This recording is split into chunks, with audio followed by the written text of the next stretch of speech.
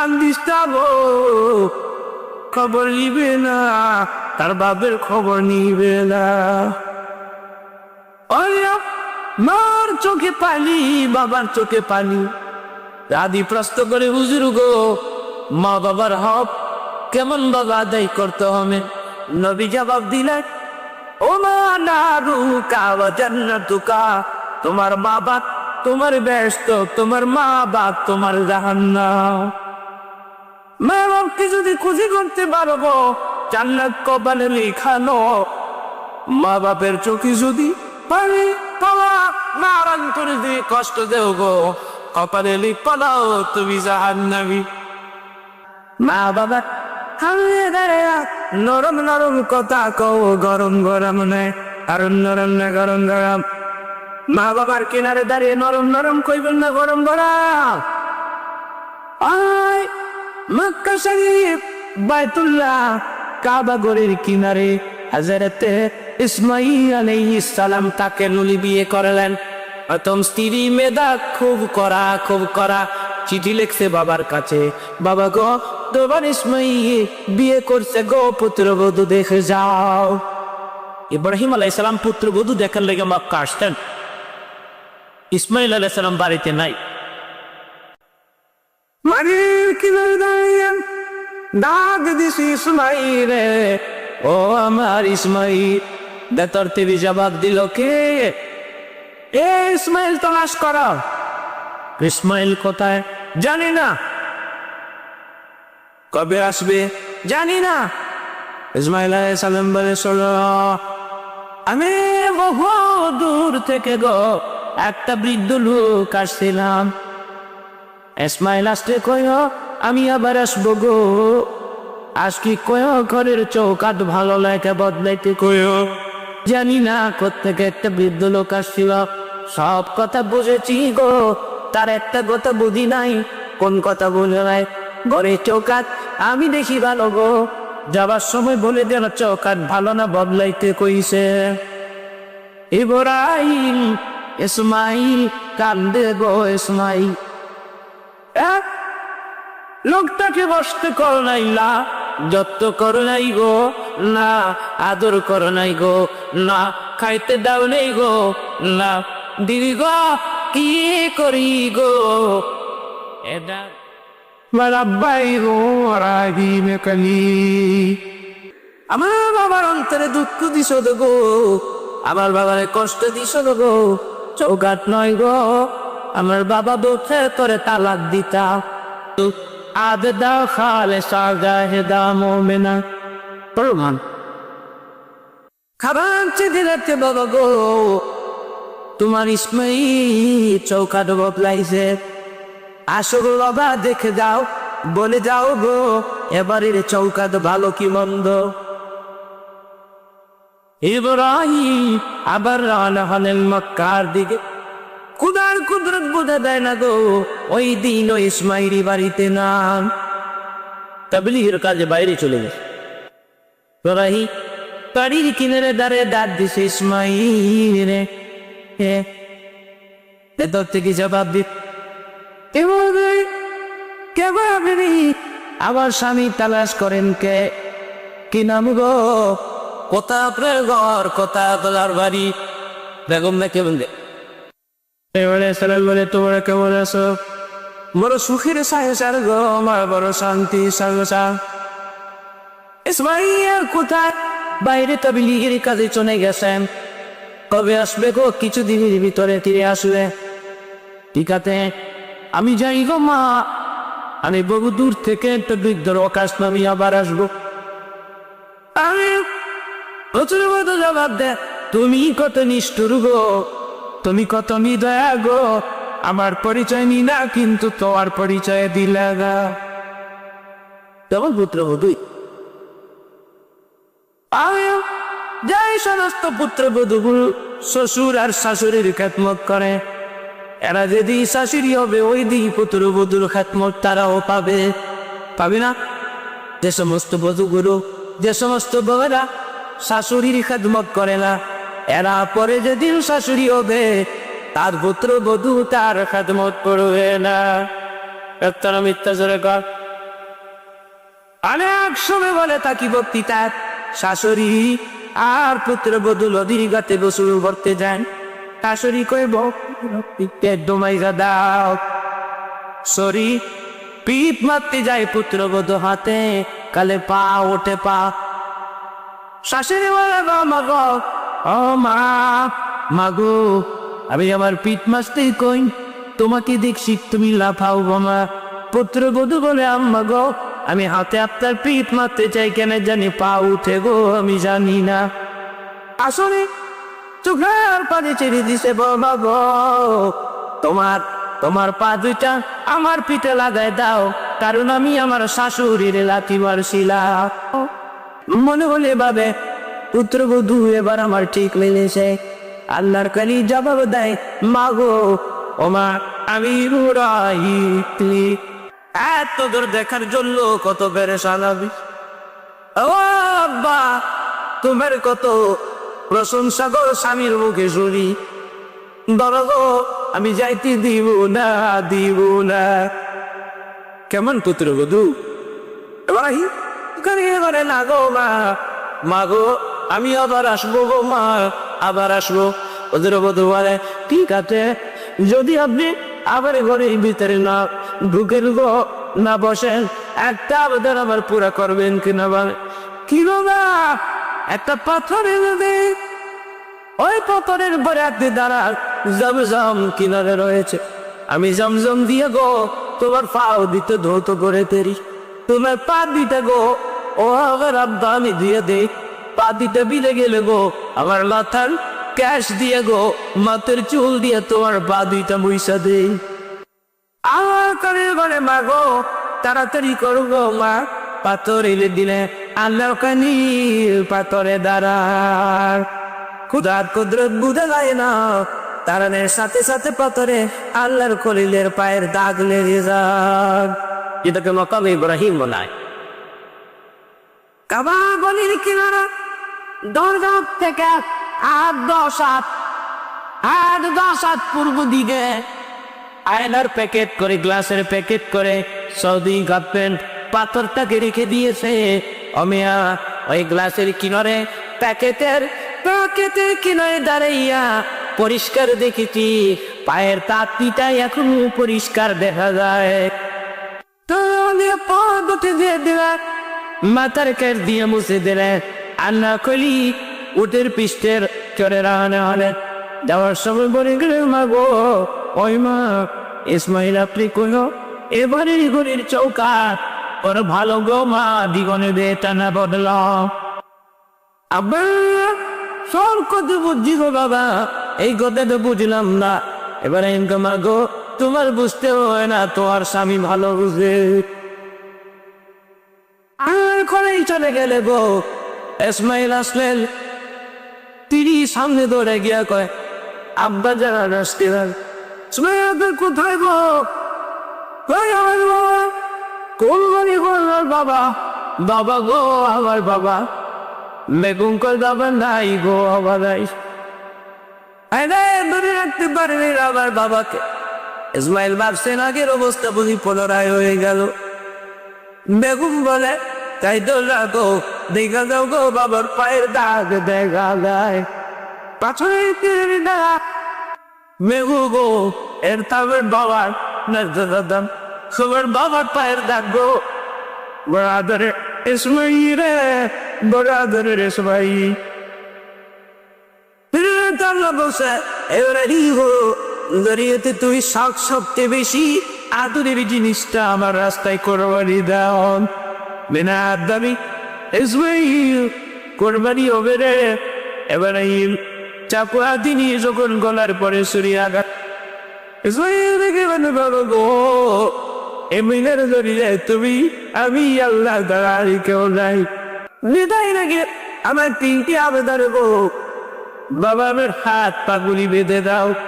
এইবারে ইউবাই কেন রে ইসমাইল, বাবা গো যখন তুই আমার গলাতে ছুরি আঘাত করবা গো, আমি আপা গুলি লাগাবো, নড়াচুরি করবো গো গলা কাটা মুরগির নে, আর রক্ত যদি গো তোমার সময় লাগে এ রক্ত না পাগলিয়াদের আর কাছে যাও, আমার মা বাঁচবে না গো, বাঁচবে না। আমার মুখটাকে উপর করে দাও, চারাতারি দিকে করে দাও, মাতান করে চক্ষু দুইটা বেঁধে দাও গো, তোমার চোখ দুটো। তুমি সবচেয়ে বেশি আদর করো আমাকে ইসমাইল। বাবা, যখন তুমি চুরিয়াতি নিয়া আমার গলাতে মারবা, আমি এতিমের মতো জীবনের শেষ দেখা গো, এক নজর তোমাকে দেখার জন্য তোমার দিকে তাকাব। ও বাবা, তুমি আমার দিকে তাকাইবা গো, চার চোখের মিল হয়ে যাবে। ওই সময় যদি গো তুমি আমার মায় বইরে গো, আমার মগতে বইরে গো, একটা সেকেন্ড দেরি কোনো চাকু চালাইতে ইসমাইল খুলুইবুনি। ও মিয়ার মাতে আমার লাশ বইরা তাজুয়ে গো, এই জায়গাটা আমার মা বড় শখ করে বানাইছি। বাবা, এর থেকে দুনিয়া বড় বার দিয়া আমার মায়ের আমার কাগো চলে গেছে 4 বছর গো, আমি তোর দেখি নাই। মা আবার বুকে নেবিলে গো, আবার ঘুম আসে না, আমার মুখে কানা দিছে না বইরা গো, আমার বারবার ব্যবস্থা করেন। এই জামানোর সবগুলো মানে দেবো, আদর করে মানে দেখ বসুল দিছে আমার খাওয়াইয়া, তোমার সঙ্গে দিয়ে দিছে, আমি তাও হাত খাইতে আদি। বাবা, আমার লাগ এমনি তুইও এই জানাটা রক্ত মাখা জানাটা আমার মা পাগলের কাছে দিও, আমার কাছে জমা দিয়ে গো, মানে আবার চালাও তো আর কয়ো, আমি কিছুদিনের জন্য মার বুক জোদা করলাম, কমের মধ্যে আমি মারবো জোদা করলু না। কোরবানি মেলেন্টি কবুলেন্টি কান্না বলে, আমি ইসমাইল কবুল করলাম, কোরবানি কবুল করলাম, তার মায়ের কাদির ইসমাইল পিড়াই দিলা। সুবহানাল্লাহ। এবার হে মিলাই গো, আমি সব কথা বুঝেছি আমার আব্বা, কিন্তু একটা কথা বুঝি নাই গো, ঘরের চৌকান ভালো গো, জীবনে বদলাইও না। ইসমাইল দুটা হাত বিছাই দিছে, হাত আমার বুকে গো, আমার কোলে বাবার খেদমত করছো, বাবা খুশি হইয়া গো, মন ভরে তোরে দোয়া দিয়ে গেছে। ঘরের চৌকাত নয় গো, আমার বাবা কইছে জীবনের আমি তরে কষ্ট না দিই। আই গুইয়া দুনিয়াতে হবে তুমি আমার সাথী গো, জান্নাতুল ফারদাউস হবে তুমি আমার সাথী। ইসলামের ইতিহাস প্রমাণ করলে কথা, মায়ের কথায় বাবার কথায় বেগমকে তালাক দেওয়া যায়। তাহলে গান যুগে জন্ম নিয়ে দেখলাম বেগমের কথা মায়ের বাবারে সেই মায়ের যদি কেউ গাড়ি দিয়ে থাকতো গো, আজকে রাত্রি পুরো রাতের পরে গিয়ে মার কিনারে দাঁড়া, মা গো ওয়াজি গেছিলাম ও মা, মানে যুক্তিগতি কইছে তোমার পায়ের নিচে গো আমার ব্যস্ত। মা গো কত গালি দেই গো মা, মেহরবানি করে আমার মাফ করে দাও। প্রশ্ন করতে পারলো মাঝে নাই বাদে নাই, কার কাছে যাবো গো, কোথায় গিয়ে ক্ষমা চাইবো। মার যদি না থেকে থাকে তাহলে বসো গো বাবা, আমি মনে যাতে তোমার মার জন্য, আর আমি কাতে সাথে মা বাবার কবর আদাব মান দিয়ে দেয়। শরীর খুলে দেখো গো বাবা, আল্লাহ রাব্বুল আলামিন মা বাবার জন্য কোন খাদা দোয়া করবা, দোয়াটা ঠিকাই দিয়েছে, আমার সঙ্গে পড়ো জোরে, রব্বিরহামহুমা কামা রাব্বায়ানি সাগীরা। মা বাবার জন্য দোয়া করো। আল্লাহর নবী ইয়তীম ছিলেন, সত্তরা মিথ্যে জোরে কান, আর জোরে কান। আব্বা দেখেছেন, আব্দুল্লাহ দেখেছেন, দিলাম দিকে তাকা দেখো গো, আমার হুজুর এতিম, মালাই বাবলাই এতিম, ময়দানের কিনারে বসে বসে কান্দে। কয়েকটা লোক কয় আল আমির গো, কি জন্য তুই কান্দ? কিচ্ছু কয় না হুজুর, আমার নবীর জীবনের করুণ ইতিহাস। লোকেরা দৌড়ে গিয়ে আমেনা গো তোমার ছেলে কান্দে গো আমেনা, কি দুঃখ গো তার মনে কারো কাছে পায় না। আমেনা গিয়াকে বাবা গো কেন কান্দো গো, কেন কান্দো? রসুল বলে মা গো এ মক্কার বন্ধু বান্ধব সবাই বাপ ডাকলো গো, আমি তো বাপ ডাকলাম না। বাপের কথা বলে গেছে হুজুরে, আয় কান্দে রে কান্দে, আয় আমার কোলে আয়, আরে আমার বুকে আয়, আমি তোর বাবার কাছে তোরে নিয়ে যাই। কোথায় বাপ, কেমন করে নিবে বাপের কাছে? আব্বা হুজুরের কাছে গিয়ে কয় আব্বা হুজুর গো তোমার নাতি আব্দুল্লাহর জন্য কান্দে। আমি কোথায় ভাই গো আব্দুল্লাহ, কেমন করে গো আমি তার মনে সান্ত্বনা দিই? আম্বরের বলে মা গো হবে না, তুমি যাও গো যাও আমার নাতিলে মদিনায় যাও, আব্দুল্লাহর কবর জিয়ারতে যাও। সুবহানাল্লাহ বলেন জোরে। ওরে মানদাসী মা আমেনা আল্লাহর নবী মদিনায় আব্দুল্লাহর কবরে কিনারে দাঁড়ায় আমেনা কান্দে গো। নবী আমার দেখে বলে মা গো এত দূরে কার কবরে কিনারে কান্দো গো মা? আমেনা জবাব দেয় তোর কবরে কিনারে দাঁড়াই রে আমার কান্না আসতে পারে বল? তুই আব্দুল্লাহ দেখতে চাইছ তো রে, এটা তোর বাবার কবর, যা আব্বা কইয়া দাদা আমি দেখবো উঠেবি তোরে কোলে লয়নি। বাবার কবরে গিয়ে কান্দে রে এ কান্দে বাপ, মা কান্দে গো তোরে তিন ছেলে খাম। মা উঠ, ও একবার হলো তোমার এতিম মুহাম্মদকে কোলে লও। কে শুনে গো কার কান্না লিখত লিখে, তখন হয়তো আব্দুল্লাহ কবরে থেকে ডাকছিল আমার কবর ভাইয়া দে দে, কবর ভাইয়া দে, আবার দুই একবার যাইতে দে, আমি আমার কলিজার টুকরা মোহাম্মদ রে কোলেন। কে শুনে উপর কান্না, কবর জিয়ারত করে রওনা হলেন মক্কার পথে। এ দাও খুলে দেখো গো মক্কা মদিনার মাঝখানে একটা বস্তির নাম আবুয়া। ওরা আবুয়া নামক বস্তির কিনারে মা আমেনার গায়ে জ্বর উঠে যায়। কিছুক্ষণ পরে আমেনা দেখে বলে দাসির গো মেহমান আমার কলিজার টুকরা কই, কই গো আমার মুহাম্মদ কই? নবী দেখে বলে মা গো এই তো গো মা আমি তোমার কিনারে বাবা। আমেনা কান্দে রে কান্দে আমেনা। নবী আমার দেখে বলে মনে কেঁদে কান্দ মা। আমেনা যাবার দিলেন মনের আশা মনে রইল পূরণ হইল না। আমি ভাবছিলাম তুই বড় হবি রে, মা ঘুরে মেরে ডাকবি বাবা। আমি যাই গো বাবা যাই, আমার আল্লাহর কাছে তোমার আমানত করে যাই। কিন্তু দেখো গো ওই দিন আমি কান্দে, মার বুক জড়িয়ে কান্দে মা গো মা। ওই মা আমি মক্কায় কার বুকে বোবা বোবা, আমার মাথা কে তেল দিবে গো মা, মক্কা না খেয়ে আমার কে খাওয়াবে গো মা। মা গো দুয়ারে আসলে কয়েকগুলো শুরু কান্দে গো। ও মেলেন দাসী মায়ের বুক থেকে আল্লাহর নবীকে কোলে করে নিলেন। কবির বলি বুঝতে আর কান্দে হইতে পারি না, এমন করে গাইবে আমি আপনার আব্বার আব্দুল্লাহর কৃতদাসী ছিলাম।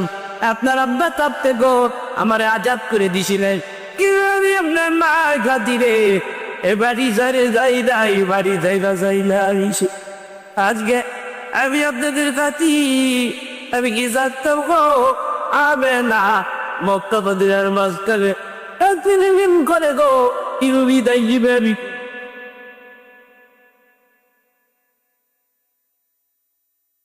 এমন করে যাইতেন না গো, আমি কত উড়াইলাম কত উন্নয়ন দাসী যতদিন মক্কা থাকবে গো এতে নবীর কোনো কষ্ট হবে না।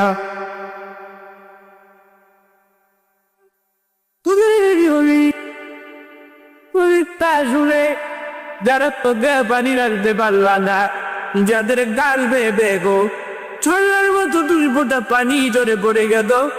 সিংহের বিয়ে বাজারের মাঝে সাক্ষী রইও। তারা আনতে দিন ঘুরবে, এর চোখের পানি আল্লাহর দুয়ারে দাঁড়াবে। না বলবো তোমার হাবিবের জীবনের করুণ ইতিহাস শুনে বন্ধু, আমি আমার কান্তের ব্যক্তিকে জাহান্নামের আগুনে জ্বলতে দিব না।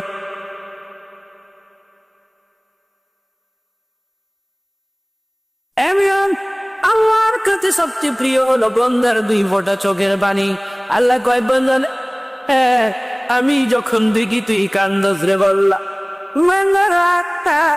আমি যখন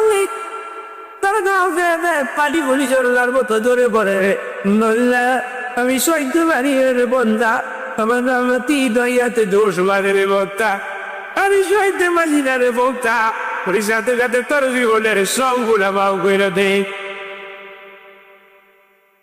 এই জন্য আল্লাহ কোরআন শরীফে বলেন,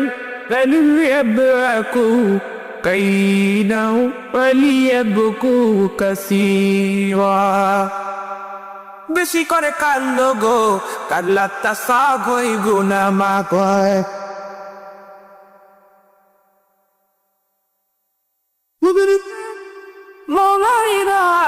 বাপটাই তাই তো বলে মেতে রাখো, আমি আব্বা ডাকলাম, আব্বা দেখলাম না, মা দেখে আমার তৃপ্তি বলে নাই গো। তোমাদের কাছে আমার নির্দেশ রইল, তোমরা মা বাবার খেদমত কইরো, মার অন্তরে দুঃখ দিও না, বাবার অন্তরে দুঃখ দিও না।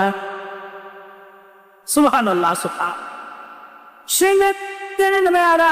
আজকের বক্তৃতা আমি 2টা কর্মসূচি রেখে মোনাজাত করবো, একটা লোক লড়বেন না।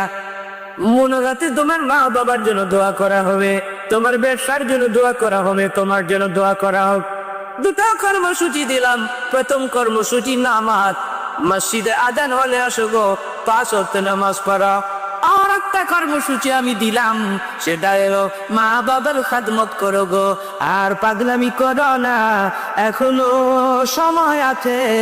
আল্লাহ নবীর নাম নাও, আল্লাহ নবী নাম জোরে বলেন, এখনো সময় আছে, আল্লাহ নবী নাম নাও। আলেম হতে পারলা না, আলেমের বাপ হও তাও পারলা না, আলেমের দাদা হও তাও পারলা না, আলেমের শ্বশুর হও। নিজের আলেম ছেলে জানাজার নামাজ পড়াবে আপনার? আলেম ছেলে যদি জানাজার নামাজ পড়ায় বাবার, সে বাবার কবর রাজাত মা পানাল্লা দূরে ঘর। নিজের আলেম ছেলে যদি জানাজার নামাজ পড়ায়, জানাজার নামাজ পড়ায়, দোয়া করে কবর রাজাত না। আপনার বিয়ে পাস বলে আপনার জানাজা পড়াবে? এত ঈদের নামাজ পড়তে গিয়ে জানাজা বইরাই পড়ে, ঈদ পড়তে গিয়ে জানাজা বইরাই পড়ে, ঈদ দিয়ে খালি দূর পারে। কোথায় যাও? নিজের ছেলে আলেম বানান, লাভ। বাংলাদেশের প্রায় ডিস্ট্রিক্ট আল্লাহ রাব্বুল আলামিন আমার নিচে। আমি অনেক সময় দেখি মাহফিল হয়ে গেলে সকালবেলায় সাহেবে দাওয়াত আমারে কয়, হুজুর এটা আমার মার কবর, এটা আমার বাবার কবর, একটু দোয়া করে দেন। তো কবরের কিনারে দাঁড়াইয়া আমি দোয়া করি, রব্বির আনহুমা কামা রব্বায়ানি সাগীরা, আল্লাহুম্মা আমিন। আল্লাহ আমিন কইয়া তাড়াতাড়ি যাইয়া, কারণ গাড়ি পাইতাম না। আবার যে গন্ত এর বাপের লেগে আমার কি দরদ, এনো আধা ঘন্টা কান্দর লাগবো। এবার তার বাপের লেগে দোয়া লম্বা করে আমার কান্নাকাটি করে লাগবো। আমি চেষ্টা করলো কান্দাইবে না। আমার বাস পৃথিবীতে নাই। আব্বার কবরের পাশে যখন গিয়ে দাঁড়াই, চোখে পানি রাখতে পারি না, অটোমেটিক গাল বেয়ে পানিগুলি ঝরলার মতো জড়তে থাকে। এটা ব্লাডের কানেকশন, এটা রক্তের যোগাযোগ।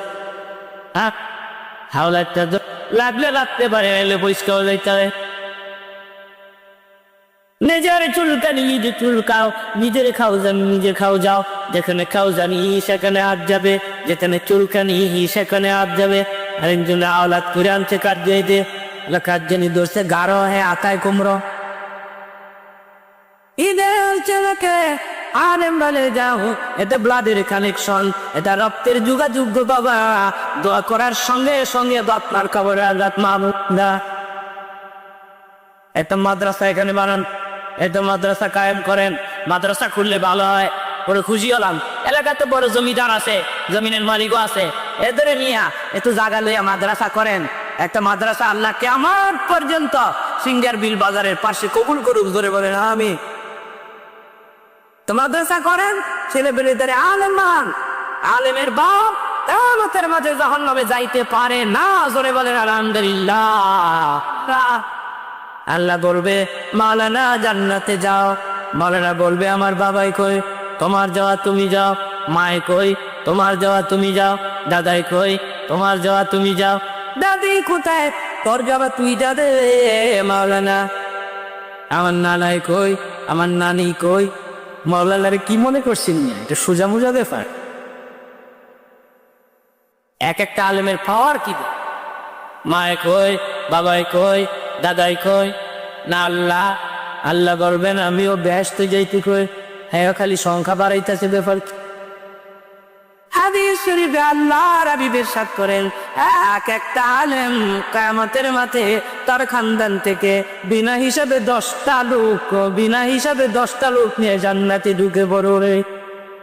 এমন 10টা লোক নিয়ে ঢুকবে যে 10টা লোকের উপরে টুক দিয়া আলেম ব্যস্ত চলে যাবে, 10টা লোকের উপরে জাহান্নামের আগুন ওয়াজিব হয়ে গিয়েছিল। জোরে কসম, এক একটা আলেমের ক্ষমতা কত দেয়।